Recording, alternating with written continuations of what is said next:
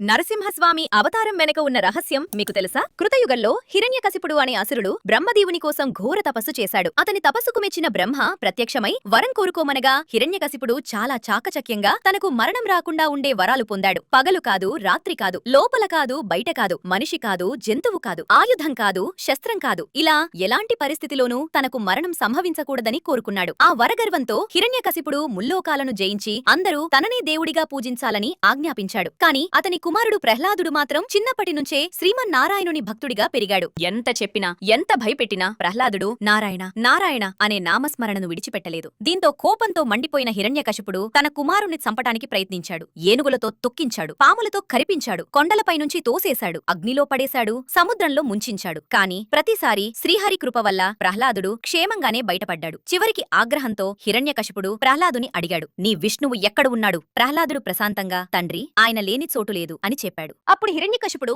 ఎదురుగా ఉన్న స్తంభాన్ని చూపిస్తూ, మరి ఇందులో కూడా ఉన్నాడా అని వెక్కిరించాడు. అవును, ఉన్నాడు అని ప్రహ్లాదుడు చెప్పగానే హిరణ్యకశిపుడు తన గదతో ఆ స్తంభాన్ని బలంగా కొట్టాడు. అంతే, ఆ స్తంభం చీలిపోయింది. భయంకరమైన గర్జనతో శ్రీ నరసింహస్వామి ఆవిర్భవించాడు. సింహపు తల, మనిషి శరీరం, ఉగ్ర రూపం. అది పగలు కాదు, రాత్రి కాదు, సంధ్యా సమయం. అది లోపల కాదు, బయట కాదు, ఇంటి గడప. స్వామి హిరణ్యకశిపుని తన తొడలపై కూర్చోబెట్టి ఎటువంటి ఆయుధం లేకుండా తన గోళ్లతో అతని వక్షస్థలాన్ని చీల్చి సంహరించాడు. బ్రహ్మ ఇచ్చిన వరాలకు ఎక్కడా భంగం కలగకుండా ధర్మాన్ని నిలబెట్టాడు శ్రీ నరసింహుడు. దేవతలు పుష్పవర్షం కురిపించారు. కాని స్వామి ఉగ్రరూపాన్ని చూసి ఎవరూ దగ్గరకు వెళ్లలేకపోయారు. ఒక్క ప్రహ్లాదుడు మాత్రమే భయపడకుండా స్వామి పాదాలకు నమస్కరించాడు. భక్తితో సంతోషించిన స్వామి, ప్రహ్లాద, ఏ వరం కావాలో కోరుకో అని అడిగాడు. అప్పుడు ప్రహ్లాదుడు, నా తండ్రి చేసిన పాపాలను క్షమించి అతనికి మోక్షం ప్రసాదించండి స్వామి అని కోరాడు. అతని కోరికను నెరవేర్చాడు. భక్తి ముందు అహంకారం ఎంత పెద్దదైనా తలవంచాల్సిందే. ఫ్రెండ్స్, శ్రీ లక్ష్మీ నరసింహస్వామి అని కామెంట్ చేయండి.